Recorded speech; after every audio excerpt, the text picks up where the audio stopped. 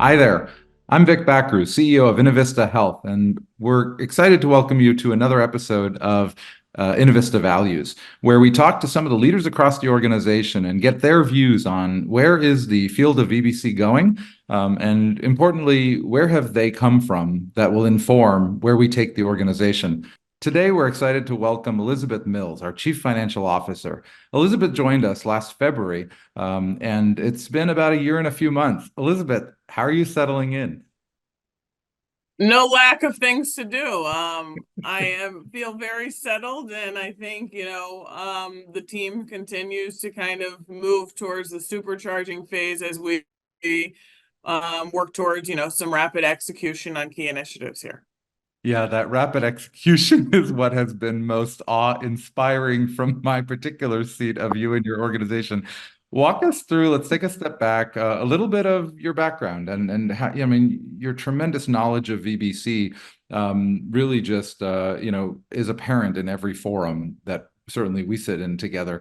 Share with our audience a little bit of, where did that come from? How did you get into it? What are you excited about in that realm? Like, what keeps you going? Yeah, sure. So my career has been spent really kind of across the board in the accounting and finance domain.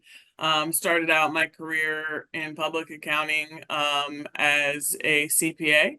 And from there, have moved into finance. I've spent some time in corporate development.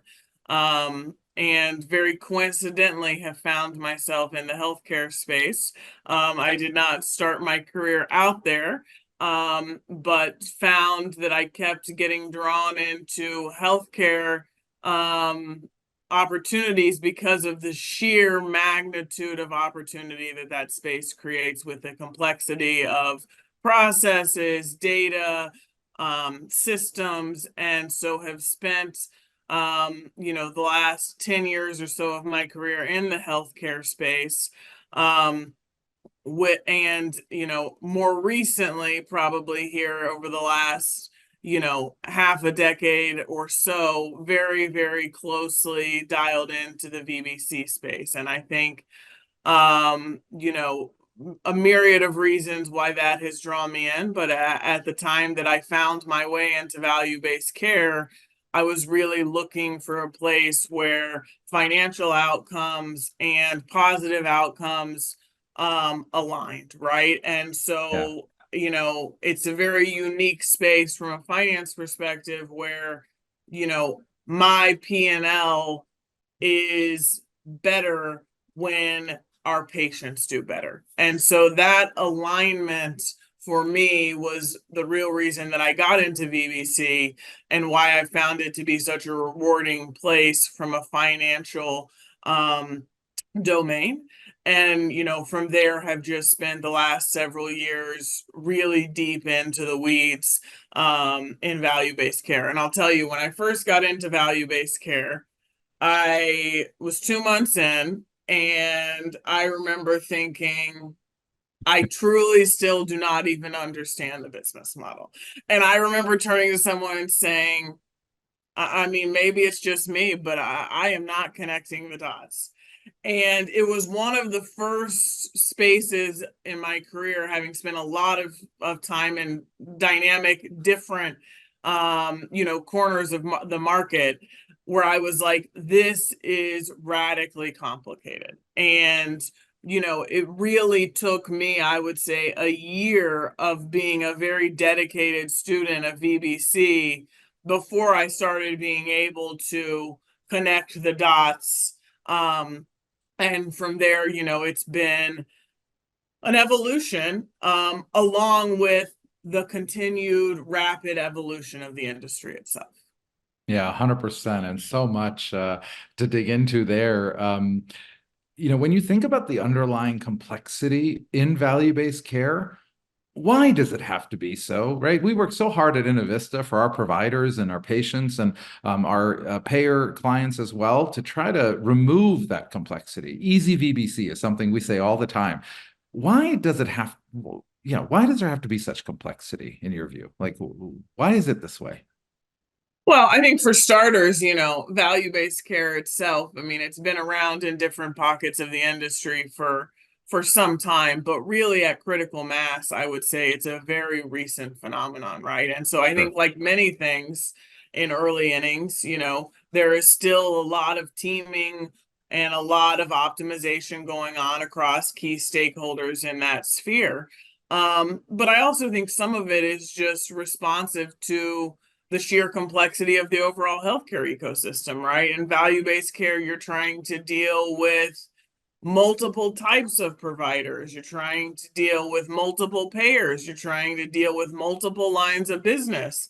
And then Right. you're trying to corral the data from all of these corners of the ecosystem into one action-oriented deliverable for a provider. And I think, that is where, kind of the secret sauce is how can you or we bring all of these things together such that all that our provider has to worry about in that exam room is properly taking care of the patient and reacting to holistic knowledge that is in front of him. And I think that's where, Innovista, as the value-based partner of these providers, strives to deliver. Yeah, yeah, no, I couldn't agree more. I mean, everything that you just shared is so critical to understand as to the why it's complex so that you can start demystifying and start bringing clarity to your point through the data and analytics. And I love what you said about teaming. So let's shift gears and talk a little bit about that. One of the first things you did with your team in the first year of being here was bring them together and, sort of do a leadership seminar. And I know you had some help from someone on your team as well. But how do you think about leadership in the context of a VBC-oriented organization? How do you bring some of that clarity to the team in an environment where it's just hard to understand and it takes time? And to your point, we're at the early phases of the early innings, if you will. Yeah, well, I think what I have found in the value-based care space relative to finance and accounting teams is you have got to get them comfortable with operating in a highly dynamic environment, right? Yeah, People who tend to not thrive in a VBC finance environment are people who want to come in every day and know exactly what they're doing in a rinse and repeat fashion, right? sure. And I think, really getting the team to a place where they realize that part of their everyday role is reevaluating what are the priorities of the moment, what data has become available, Yeah. what information are we reacting to, what ad hoc analyses do we need to provide, because it is a ever shifting landscape. And I think it's vitally important that you not only have people that are comfortable with that, but that are actively meeting that challenge on a daily basis to determine how do I best meet the needs of the organization and an ever shifting industry. Well, yeah, I mean, lots of shifting in the landscape, and to your point, it's constantly evolving, and so that just adds to the complexity in this field. When I think about, what do we do as leaders in this value-based care space to, be able to manage some of the stress and the anxiety that just comes with this constantly shifting ecosystem. I had the great pleasure of meeting a new member of your family, a four-legged friend by the name of Apollo, I think, right? So tell our audience, for all the dog lovers out there, tell our audience just a little bit about Apollo from his first I don't know, when did you get him? Christmas present. So I did get a new French Bulldog puppy as a Christmas present. And as we speak about the land of ever shifting dynamics, it has been an interesting year in Chicago to have a puppy.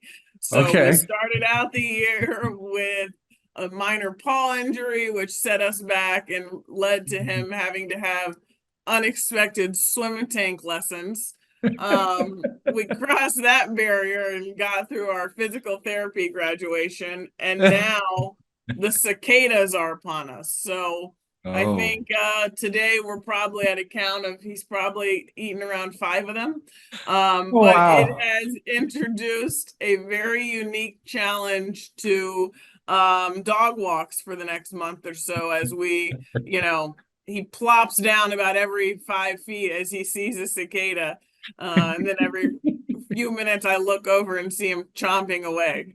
Oh, look, another snack. I mean, humans eat Exactly. cicadas too, though, right? I mean, in Pennsylvania several years ago, when I used to be there, we had cicada pie and cicada, all these delicacies, I guess, right? I just heard that, and apparently, I just heard in the neighborhood someone said there was a cicada party, recently. So I think people are all in. I'm not that all in, although I've been trying to fall more on the side of this being a National Geographic experiment than the apocalypse, which is kind of the range of where people are falling at the moment. Quite the spectrum there, indeed. Yes.